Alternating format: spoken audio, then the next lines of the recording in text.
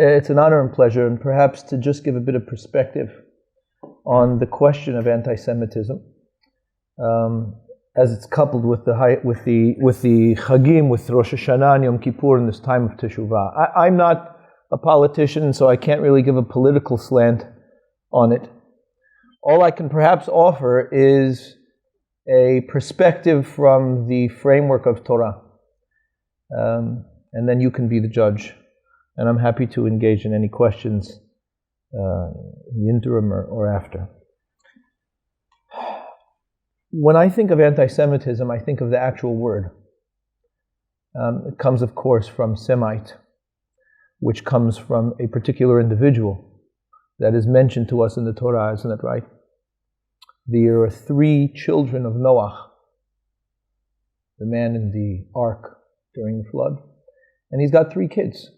Shem, Ham, and Yafet. His son Shem is the Semite. And we look at the offspring of Shem, and that's where the concept of Semite comes from. Interestingly, the Jews are not the only Semites in the world, and yet we are the only ones that are recognized as having this Semitism or anti-Semitism.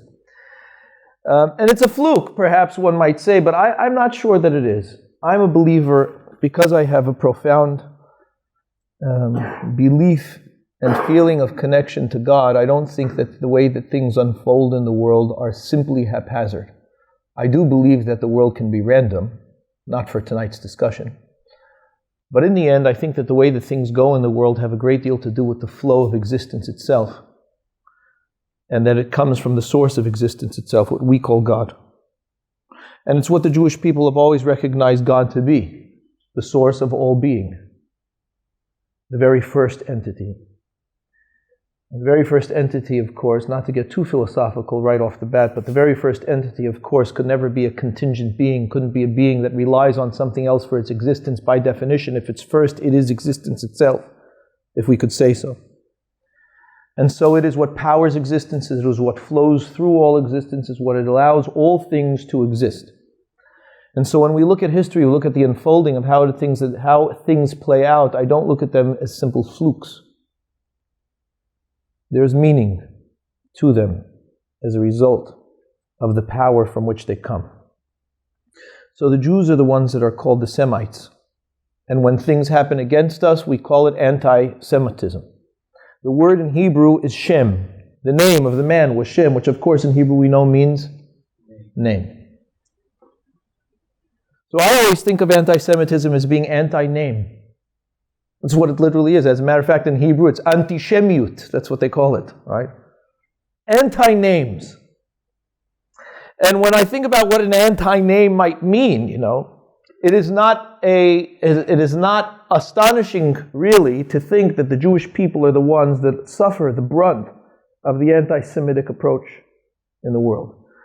Because if there is one nation that can say that they have a name, it is ours. What do I mean by that? Well, when we think of a name, isn't it shorthand for our identity? Is that what a name is meant to be?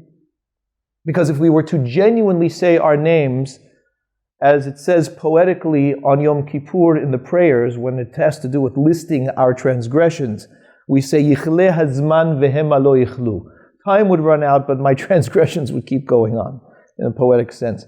But the truth of the matter is, if all of us were to genuinely speak our names, time would run out and we wouldn't be able to finish our names. Isn't that right?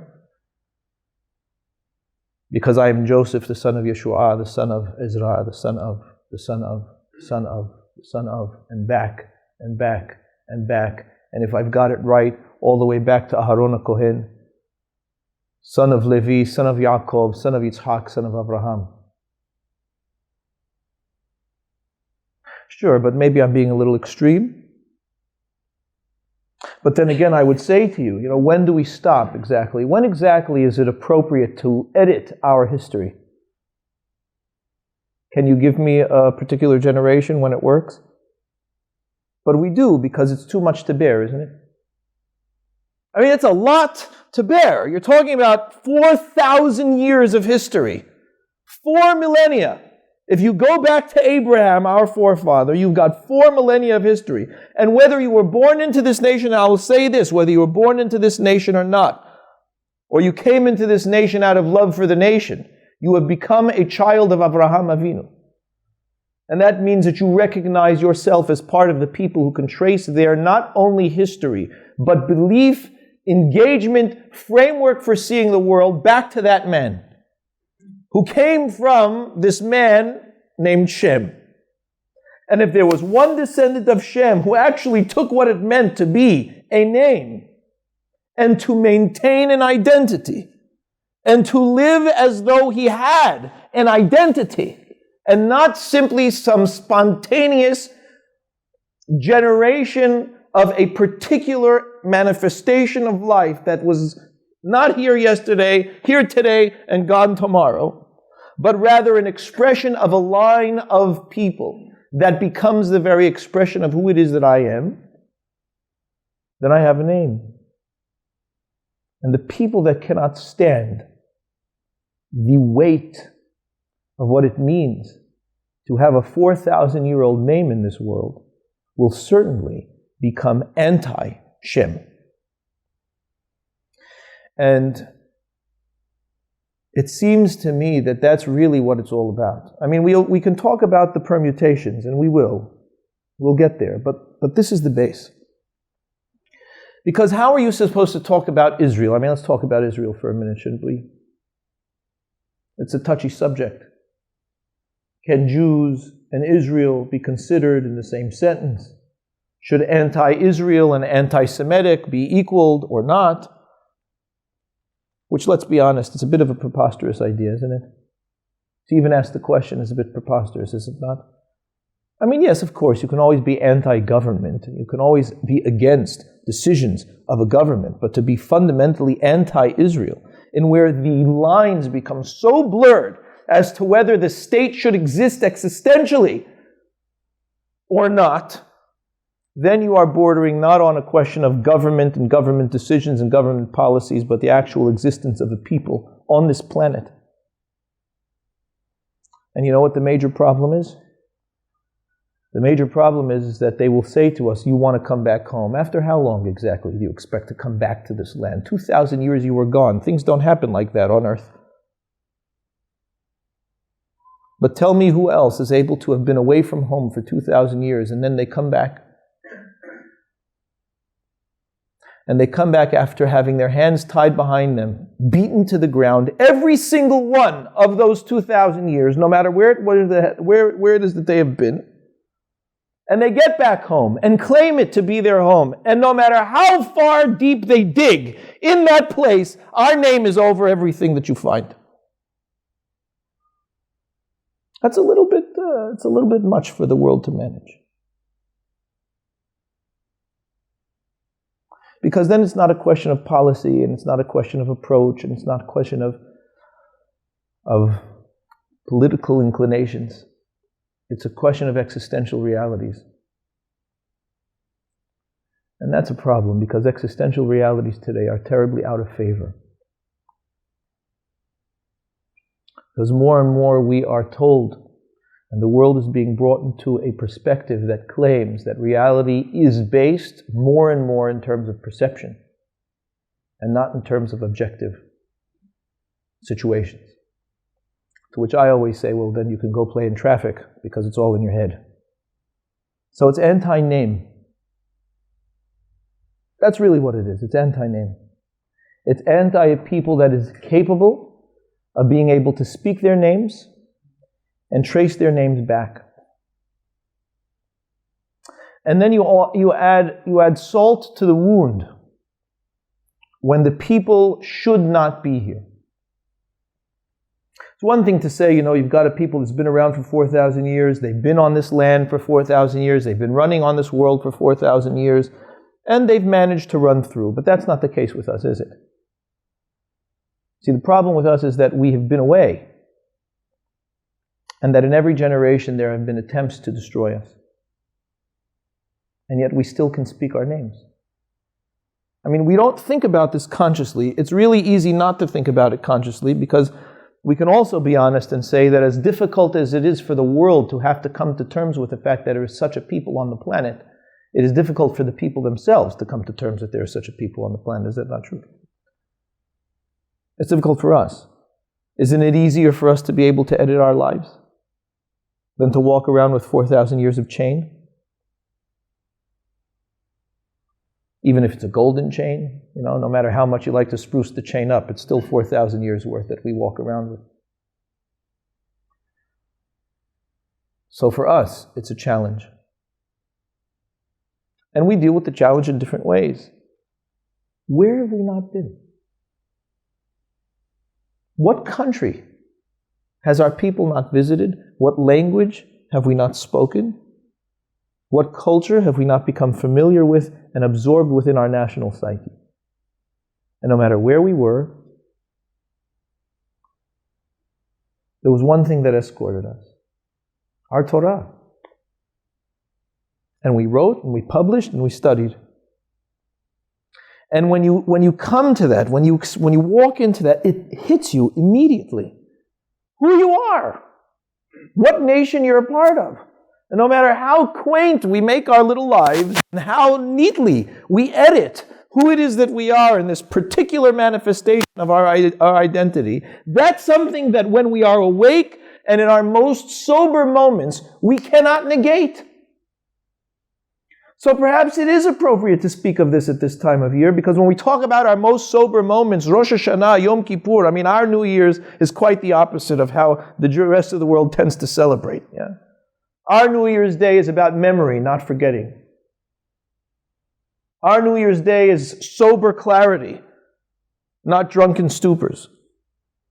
Our New Year's and the days that follow for 10 are days of coming to terms with our names.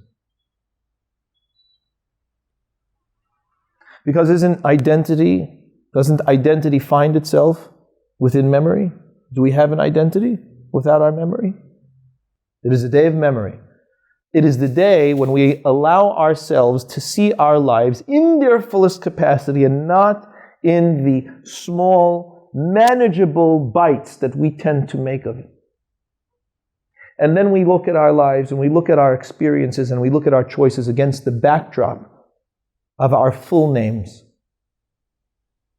And if there are aspects in that identity, in that experience that we would like to adjust and edit, that we don't necessarily want to manifest in the final cut, so we address those on Yom Kippur with God. But at the end of the day, it is a question of our names and our identity. And there is not a country that we have not visited. There is not a place that we have not been. There is not an experience almost on this planet that has not been absorbed in our national psyche. If we can speak a name, we are the ones that are capable of speaking a name.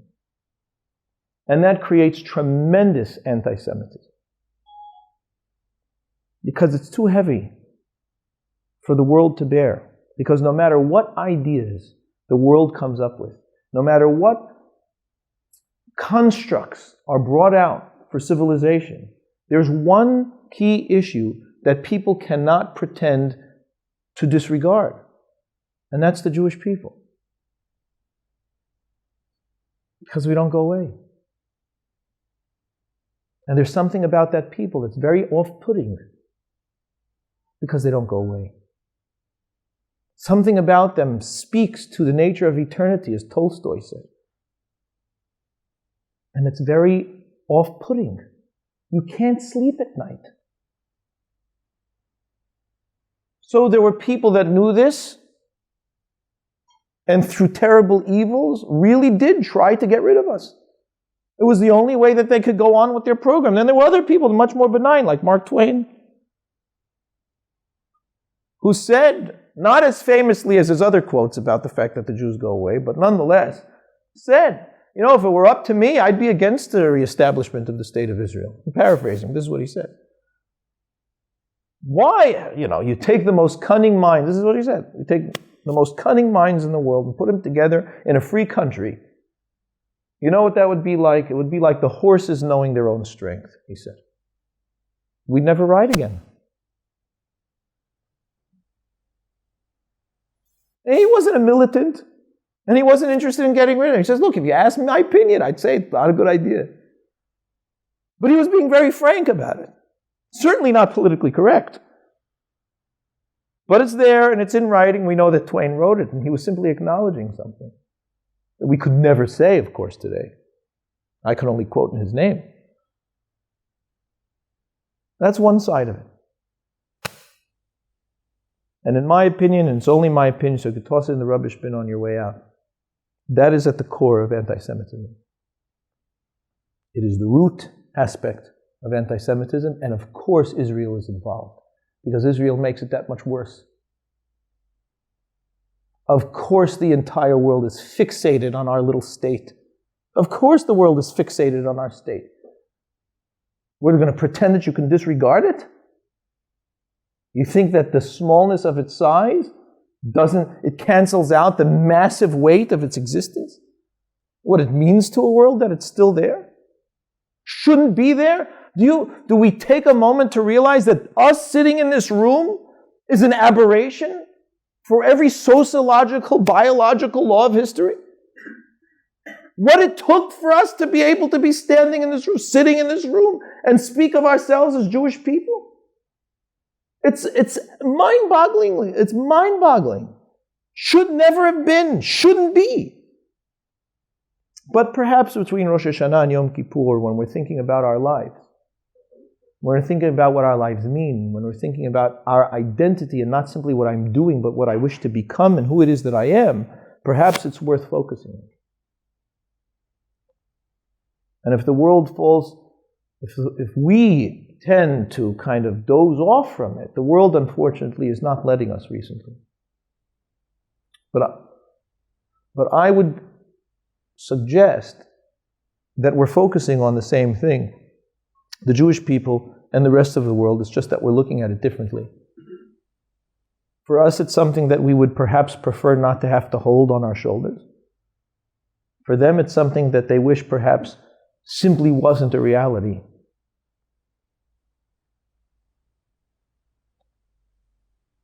But it is one. Whatever way you cut it, it is one. And so there's positive response. That's part of the thing. We're supposed to be tonight, a positive response, right? What's the positive response? I think that it may very well be a very great weight, but it's also a very great honor. The word for honor in Hebrew, ironically, is kavod. The word kavod comes from the root kaved, and kaved simply means heavy. So honor in Hebrew is not just giving recognition to something. It is giving recognition to something because of the weight that it carries. That one simply acknowledges when it is present, not because it has to be acknowledged in any contrived sense. So for example, the Hachamim will say, Kol harodef ahara kavod, right? A person who runs after kavod, this honor. Kavod runs from the person. Why? Because if a person has to look outside to find the worth of their own existence to some external entities, then there's a complete disregard of the person's natural worth and the person's natural weight. So it never ends up manifesting.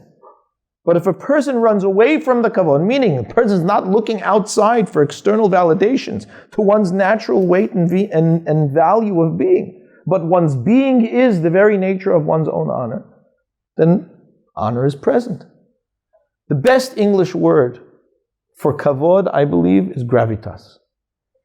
It's gravity. And it's gravitas that comes simply with the weight of one's own being. And this too is something that we're supposed to have and discover during this time that we often miss. Because unfortunately, when it is in the wrong hands, so much guilt is poured into these days that it completely destroys what it is that's supposed to be discovered on these days. When a person thinks in memory, guilt is not the first thing that comes out. It's a sense of self. And there's nothing but happiness and pride and strength that comes from a genuine recognition of oneself. Who I am. and what I can be, and what the meaning of my life is. But at the end of the day, when we think about who it is that we are, what it is that we've accomplished as a people, and what it is that I am in terms of that framework, it's a strength, not an arrogant strength, but simply a strength of understanding and recognition of what I am, who I am. And this brings us back to Abraham. Because it's one thing to be able to say your name all the way back to Abraham. It's another thing to understand who the man was. And to be able to see oneself as an expression of that man. There was 2 words that God says to Abraham that got the whole ball rolling. And there were 2 words that he said to him in order to be able to bookend his life and recognize that he was a man that was going to dedicate himself to existential realities, to truth, to cultivating life. And those 2 words were simply Lech Lecha. Go for you, Abraham. Which you would think, if you're a religious person, God should not be saying that. God should be saying, Lech Li. Go for me, Abraham. It's not what God asks.